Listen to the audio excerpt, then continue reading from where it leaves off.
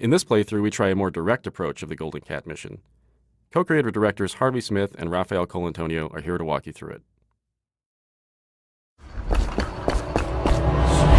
Okay, so this time the player has done a different sequence leading through the streets leading up to the Golden Cat, and it has come in through the rooftops. So a lot of vertical movement in the game, a lot of mobility. In the previous area, you can get dropped off in the river, and you're here to kill Custis and Morgan Pendleton. And therefore, there are several different ways to enter the Golden Cat area. In this playthrough, we're going to do very brutally.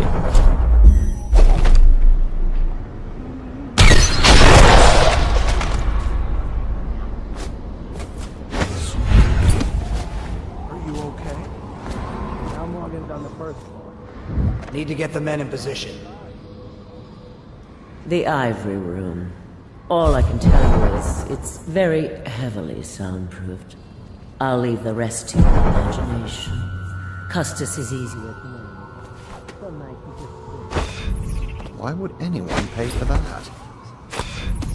Rats, plague, elixir, bunch of crap. Huh?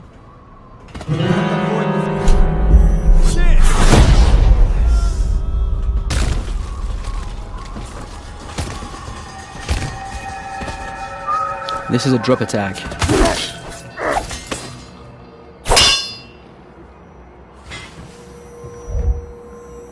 Talk to that nice girl again. The one I told you about. But you're at the Golden Cat, right? Yeah.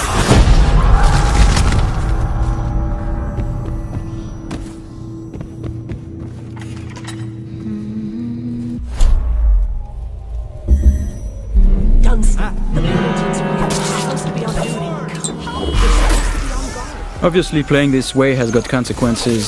Some of them is that we track the number of death and innocents that the player kill, and this derives the ending, but also derives some of the little story beats all along the game. And besides, playing this way is actually very consuming in terms of resource. So the player uses those resources like powers and his mana and his health potions, and he has to use them carefully.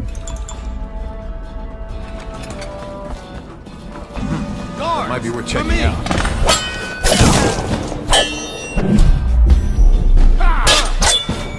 Take out his legs!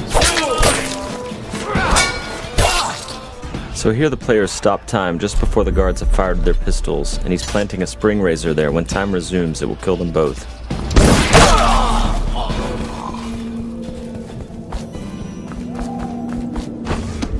Find the outside!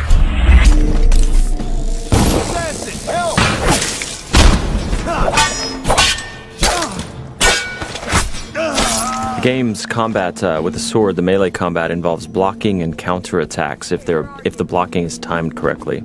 I hear you.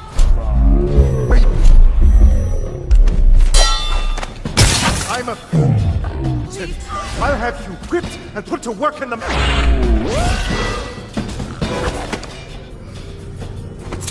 So both targets have been assassinated.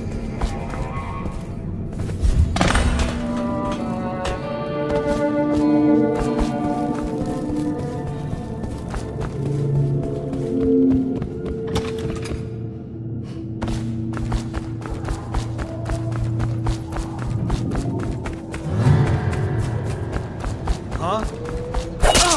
Someone help me out! Someone get over here! Help!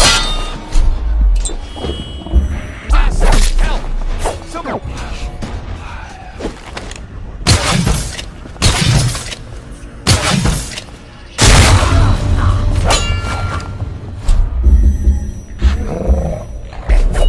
The player's summoning rats.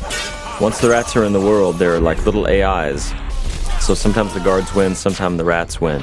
And here the player has possessed one of his own rats and is now getting away.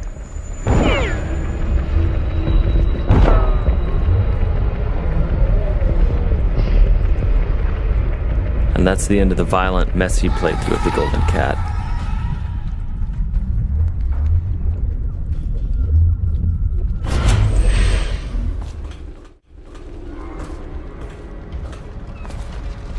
So this is a very different area. The previous area with posh and pretty, this is like desolated, abandoned. This is actually the area where there are weepers. It's called the flooded district. And there are those tall boys here that are preventing the weepers. The weepers are the plague-infected people.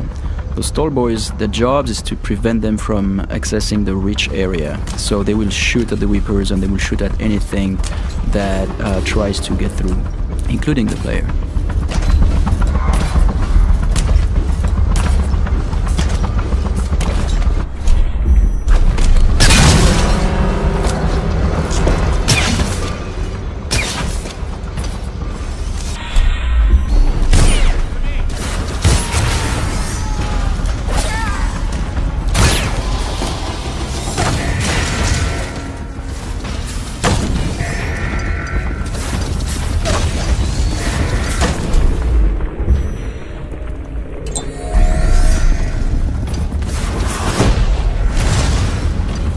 Here we're using Wind Blast to bounce back the arrows at the tall boys.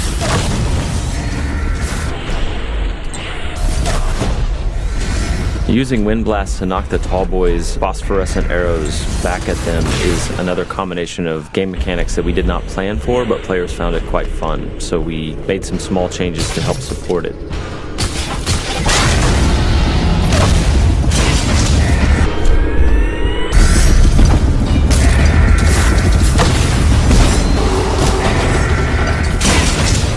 These Stiltwalker guards, the tall boys as they're called, have vulnerable tanks of whale oil on their backs that they use for their incendiary arrows. And so periodically the player is shooting at those tanks, stopping time, trying to get behind them.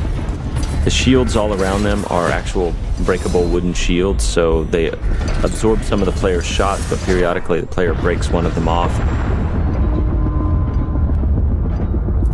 Here the player just possessed a tall boy and he's going to escape the area through those wall of lights here via tall boy. So the wall of light is a Tesla-like security device that's a powerful electrical field, and the guards at the beginning of their shift are attuned to it so they can walk through it, but the player cannot unless he hacks it.